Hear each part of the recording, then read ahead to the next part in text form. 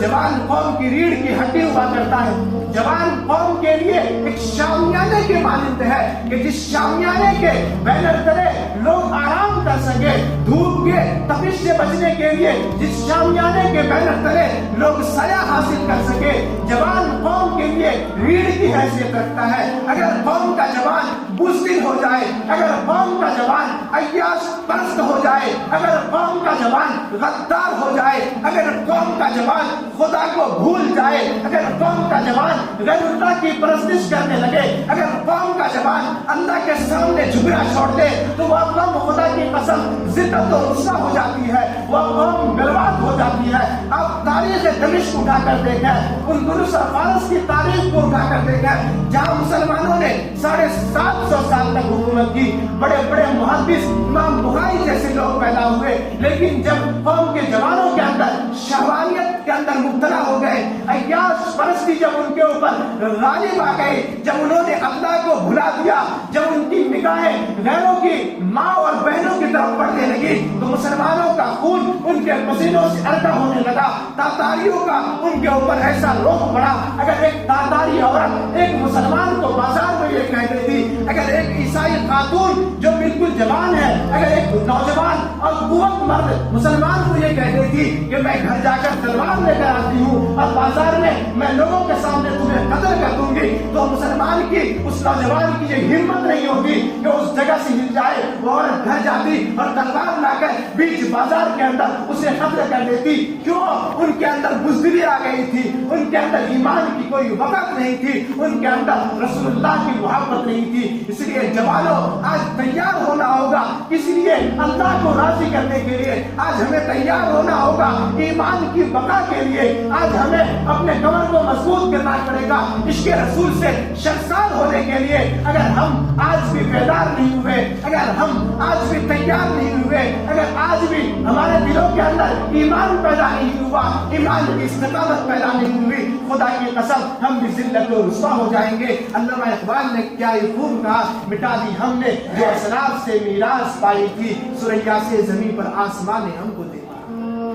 اور معاشرے کو آپ سدھاریں, آپ نہیں سدھاریں گے تو کون سدھارے گا؟ اب محمد ابن قاسم نہیں آنے والا ہے, صلاح الدین ایوبی نہیں آنے والا ہے, محمود غزنوی نہیں آنے والے ہیں, اور صحابہ یہاں نہیں آنے والے ہیں. اب یہ ذمہ داری ہماری بنتی ہے, اور خاص طور سے ہمارے جوانوں کی یہ ذمہ داری بنتی ہے کہ مسجد کی کمیٹی کو مضبوط کریں, مسجد کو مضبوط کریں, مدرسوں کو مضبوط کریں, معاشرے کو مضبوط کریں. معاشرے کے اندر برائی کو اور معاشرے کے اندر جتنے خرافات ہیں, خدمت کا آپ کے اندر جب جذبہ پیدا ہو جائے گا. حضرت بشہافی کا واقعہ آپ سن چکے ہوں گے, ان کے اندر ایسا خدمت کا جذبہ پیدا تھا. جمعہ جب پڑھتے تھے, جمعہ پڑھ کے باہر نکلتے تھے, تاجر حیران ہے کہ جمعہ پڑھنا ہے, سنت بھی نہیں پڑھتا ہے, لوگ اسے کیا کہہ رہے ہیں کہ اللہ کا ولی ہے, اللہ کا سب سے مبارک بنتا ہے, یہ تو سنت بھی نہیں پڑھتا ہے. اور باہر جا کے ایک قیمے کے دکان پہ جا رہے ہیں, ایک پوری خرید رہے ہیں, ایک قیمہ خرید رہا ہے, سب تاجر حیران ہے, یہ سنت نہیں پڑھتا ہے. قیمہ اور جو پوری کھانے کے لیے سنت چھوڑ کے جاتا ہے, وہ ایک کوفے کے اندر جاتے ہیں, ساتھ ساتھ بہت سے لوگ تاجر ہیں, ان کے تاکنے کی یہ جاتا کہاں, ایک کوہ میں پہنچتے ہیں, پہاڑ کی وادی میں گیٹ کھولتے ہیں. گیٹ کھولنے کے بعد ایک بوڑھا ہے جو بالکل مرا آخری وقت میں ہے, نزاع کے عالم میں ہے, لیل چھو رہا ہے منہ سے. اس بوڑھے باپ کے پاس جاتا, باپ نہیں ہے بلکہ ایک قوم کا تھا, تو مسلم تھا, ایمان تھی ان کے اندر. جانے کے بعد اپنے دستار کو اتارتے ہیں اور ان کے منہ سے ان کے پسینے کو پوچھتے ہیں, ان کے لیل کو پوچھتے ہیں, اور وہ کھانا کو توڑ توڑ کے لقمہ بنا کے ان کے منہ کے اندر ڈالتے ہیں اور کہتے ہیں بابا مجھ سے آج جمعہ آنے میں تاخیر ہو گئی, سنت پڑھے بغیر میں آپ کے پاس آ گیا.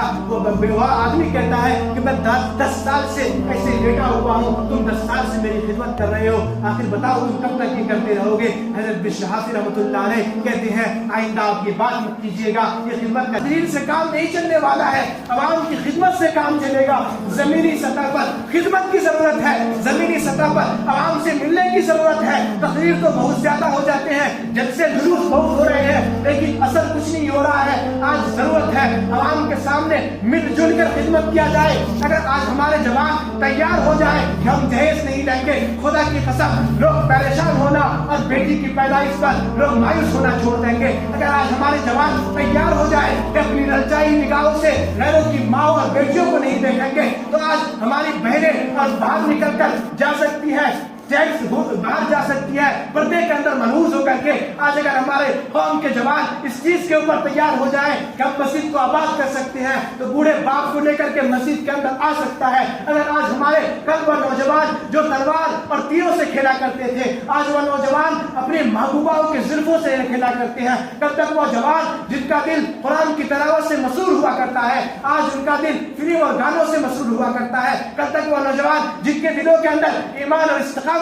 था, आज उन नौजवानों के अंदर फिल्म एक्टर की अदाकारी आ चुकी है। अल्लाह के नबी ने इरशाद फरमाया, मन तशब्बह बिकौमिन फहुव मिनहुम, कि जो शख्स जिस कौम का मुशाबह इख्तियार करेगा वो उनमें से हो जाएगा। इसलिए आज हमारे जवानों, अपने अंदर ईमान को कायम करो। खुदारा अपने अंदर के बेराहरी को छोड़ दो, अपने अंदर से गफलत की चादर को चाक कर दो, अपने अंदर से इस्तिकामत को दूर करो।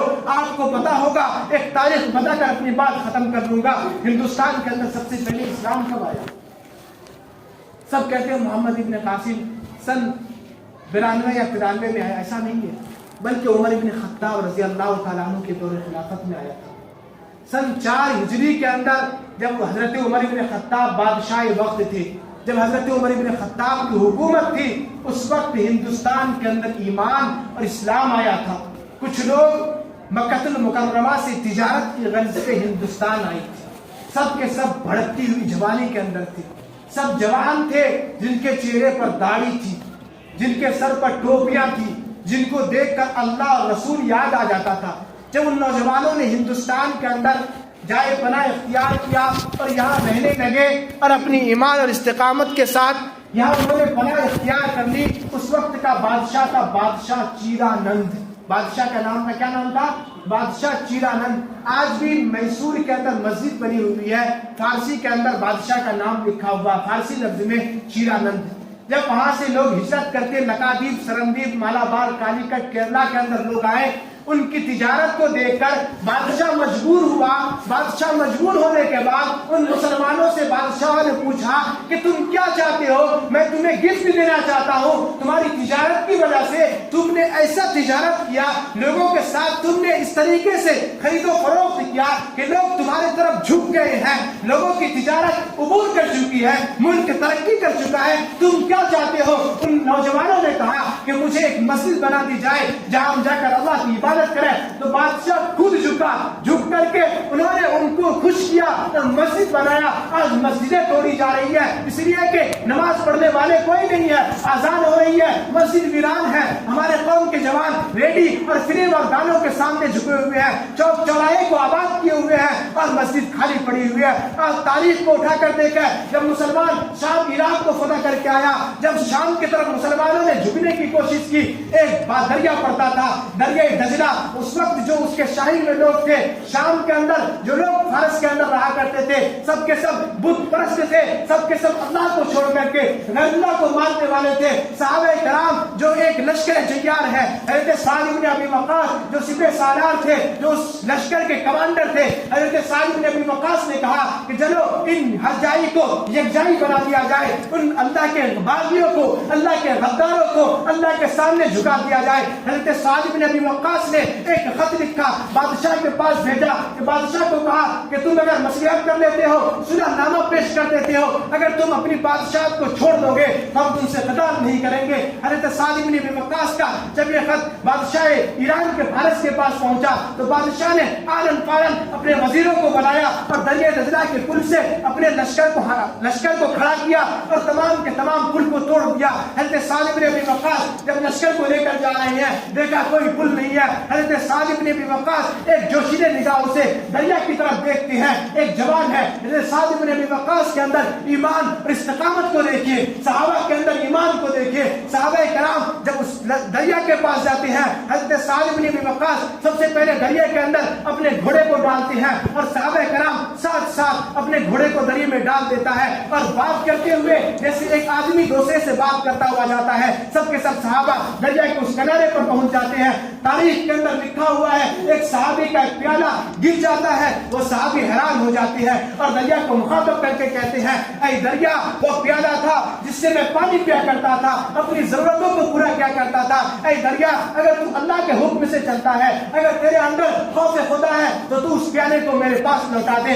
लिखा है कि वो प्याला उस सहाबी के पास उस साहिल पर आ जाता है। जब बादशाह के पास लोग जाते हैं, सहाबा का लश्कर जाता है, बादशाह कहता देव आमदन, देव आमदन, देव आ गए हैं, और बिल्कुल मसलिहत के तहत और बिल्कुल लड़ाई के बगैर, बिल्कुल मुजाहमत के बगैर मुसलमानों को अल्लाह फतह देते हैं, और मुसलमानों का वासिफ सारा हज़रत सालिब बिन अबी वक्कास से वो मुल्क फतह हो जाता है और इस्लाम के झंडे को वहां लहरा देती है। कोई मुजाहमत नहीं करनी पड़ी। इसलिए वक्त भी हो चुका है, आप लोग भी हैरान हो रहे होंगे। तो मेरे मोहतरम बुजुर्गों, मैं अपनी बात को खत्म कर रहा हूँ। इस वक्त मेरे मोहतरम बुजुर्गों जरूरत है, आखिरी वक्त आ चुका है। आज जो हालात हमारे मुल्क के बिल्कुल खराब हो चुके हैं, और खुदा के वास्ते मैं हाथ जोड़कर आप लोगों से इल्तिजा करता हूँ कि मस्जिद को आबाद करें और माशरे को आप सुधारें। आप नहीं सुधारेंगे तो कौन सुधारेगा? अब मोहम्मद इब्न कासिम नहीं आने वाला है, सलाहुद्दीन अय्यूबी नहीं आने वाला है, महमूद गजनवी नहीं आने वाले हैं, अब सहाबा यहाँ नहीं आने वाले हैं। अब ये जिम्मेदारी हमारी बनती है, और खास तौर से हमारे जवानों की ये जिम्मेदारी बनती है।